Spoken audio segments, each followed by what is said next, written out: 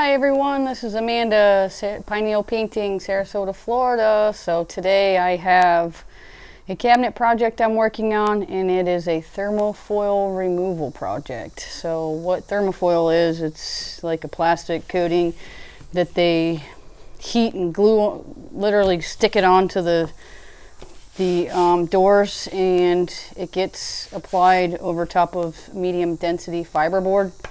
So it's really not wood, it's a fiberboard that gets a laminate.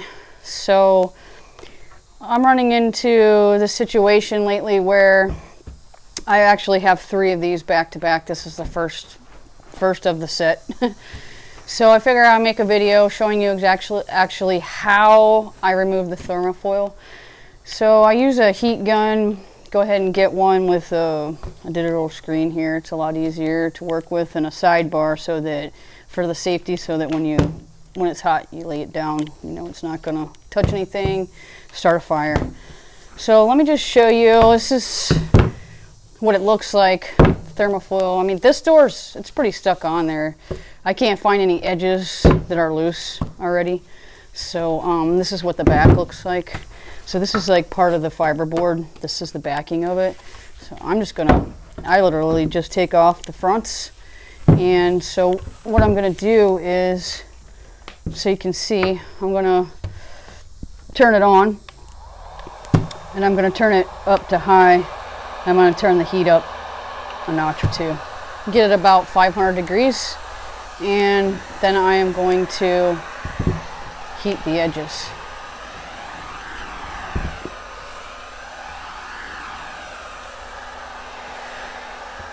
I try to start on the corner, get the corner heated. It'll start to peel. I don't like to go too heavy on the heat right away. Just like to take my time with it. I'm not really in a rush. Once it starts to get warm enough to peel back, then I'm going to get myself a starter edge here. Okay. I'm going to lay it down and let it cool for a sec. So now that I've got it starting to peel back, I'm going to take my 5-in-1 and I'm going to run it in that ledge there. Just loosen it just enough to get, so I can get up underneath of it and peel it off. Loosen that too.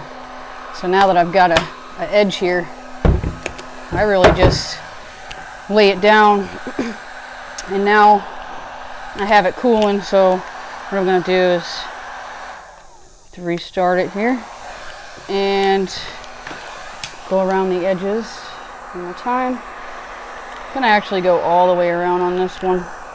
Watch out for the cord, don't set your cord on fire. I can already see it starting to loosen. So once I get it loosening,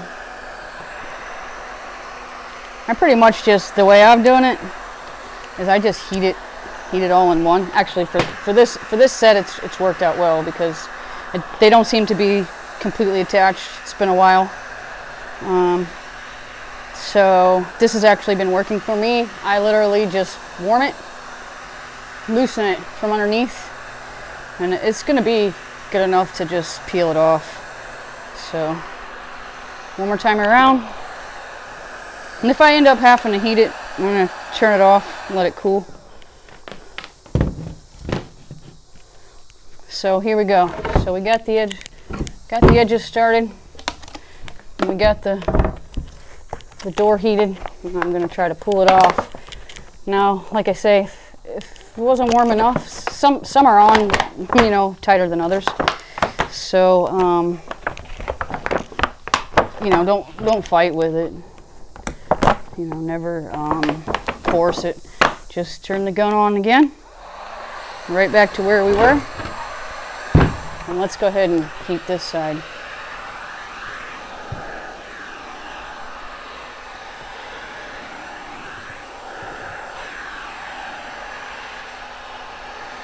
Get the top here in the corner.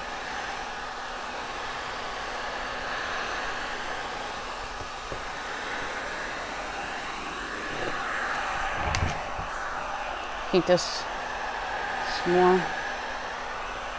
I'm gonna try to get a full pull off this time. You know, it is a little time consuming. I just charge a little bit more when I do these. Alright, we're gonna let it cool. Got it on cool mode, let it blow. Alright, let's try to peel this again. And do it so you can see.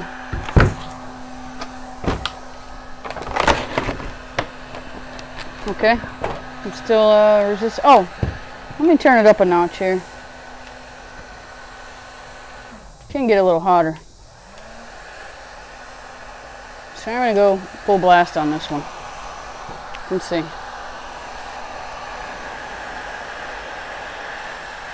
And I'm just, you know, about an inch away from the actual door itself. I don't want to go too, you don't want to go right up on it. You don't want to touch it. Oh yeah, now it's starting to peel. Okay.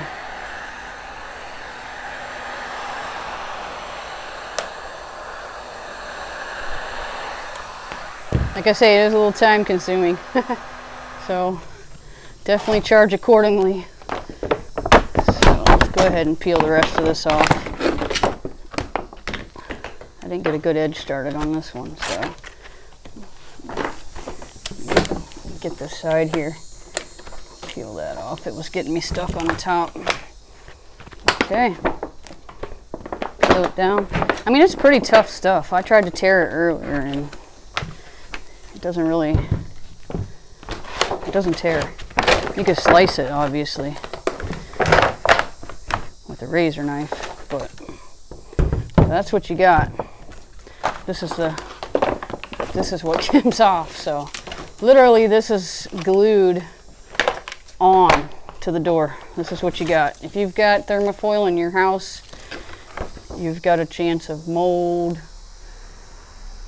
moisture getting trapped inside your doors. Yeah, so get rid of that. So now what I do is the back, this is like the backing to the fiberboard. So because it is a fiberboard, there will be some glue residue still on them. I mean, you might be able to see it in the, can you see the discoloration here? You're always going to have a lot of grease and dirt build up around where the handles go on. So this is like a major area to prep. But what I do is, it doesn't hurt. I found to take the degreaser and scrub all this down. I mean, don't scrub it. I just go over it, you know, just enough to get any grease. Definitely do the sides. And I sand it, you know, obviously sand, always sand. And then once I get the grease off and sand it, I like to wipe it down with denature. Always denature alcohol. And like I say, the back stays like this, so I degrease all of this. I do a light sanding on this with a fine sandpaper, just enough to scuff it so that the primer will stick. If you use really good primer, then it will stick. Use a primer that's specifically made for slick, shiny surfaces, such as this, when you're redoing your cabinets, and you won't have a problem. Always prime. I always prime. Some people will tell you that it's an extra step and it's unnecessary. I'm kind of old school with it. Same on the outside. When I do exteriors, I always seal. It's just how I know to do it. I think it's an extra step, but it's an extra layer of protection. And this way, I do go the extra step. I prime it, sand it, everything. It's gonna make it better for me, because in the long run, then I have peace of mind. I don't have to worry. I know that the project has longevity. When I walk away and I leave the residence, I know that I'm not going to have a problem with it. I'm not going to have to keep going back and forth and fix this, fix that. I got chips and scuffs. And so every cabinet project that I've done so far to date, I haven't had one callback to to do any touch-ups on anything. Now, usually when you do your cabinets and you finish that day, there is a cure period. It takes up to, you know, between 2 and 4 weeks for the paint to actually set up and cure and harden, properly harden. So in that period of time while the kitchen is being used, you may have a fingernail scratch here and there because the kitchen is, you know, being used. And the handle areas are the most areas where you might get a nick or two while you're in the cure period, because obviously people got fingernails and they're reaching for the drawers and they're grabbing, and other than that, I have not had to go back one time and touch up a cabinet project. I actually did a full master bedroom set, and I was going to go back to check it over and touch up after the cure period, and I got a message from my clients, and they said, you know what, Amanda, don't even worry about coming back. It looks beautiful. Everybody who has seen it thinks it's a brand new bedroom set, and it looks great. So I was really pleased to hear that. One, for the fact that I like to get feedback on how the projects look over time, and to know that the products that I'm using are the best top of the line products that you can use pretty much for cabinet refinishing.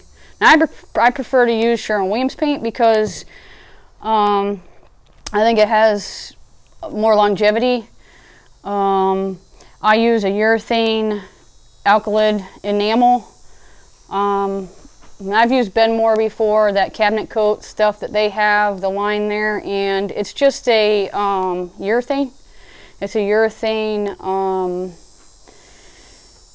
so it's a little, it's like a step or two underneath the hardness that I use on this for the scratch test. So anyway, that's why I always recommend using Sherwin-Williams urethane trim enamel. I use the alkyd. So anyway, what I do is, you know, you might have a little bit of, you might still feel a little bit of residue on the doors after you do the degreaser and the sanding and everything, but it's you can't really go too hard on the fiberboard here. Because it's not wood, so you can't really sand. I wouldn't recommend sanding too much on this because it might actually start to come apart.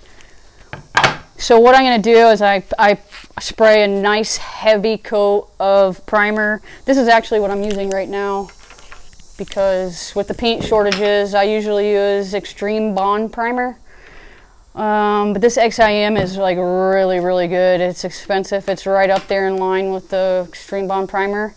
So I spray a really nice heavy coat of this on the doors, and then after they dry, then I sand them again lightly just to smooth them down, and dust them off once more before I start to spray the finish coat on there. So I hope this helps, and this, you know, if for anybody who wants to tackle this at home, it's doable. If you want to see actually taking the thermofoil off, then check out my other video, because I made it just a quick, it's just a couple minutes, and I removed the thermofoil from four or five doors in that video. So that'll give you kind of like a closer up shot and show you exactly how easy it can be done. This is just how I do it. So, you know, there's so many different ways that you could set up and that you could do the process, as long as you're not cutting corners and you're doing everything, you know, the procedures properly. You shouldn't have a problem with your cabinets. I think that cabinet painting got a bad rap because when they first started painting cabinets, they didn't really have the products especially for these surfaces. So back in the day, everybody started painting cabinets, and then it's chipping off everywhere. You could see brush marks. It's one thing that people say to me a lot is, you know, I don't want to see the brush marks. So it's come a long way. The products have come a long way, and painting your cabinets can save you so much money. You can save thousands of dollars. Just refinish them. Just make sure you do them properly, do them professionally. If you're doing them at home, just research, follow the professional procedures. You'll be fine. It should last you a long time and give you a brand new looking kitchen. All right, guys. Thanks for watching. See you on the next one. Bye.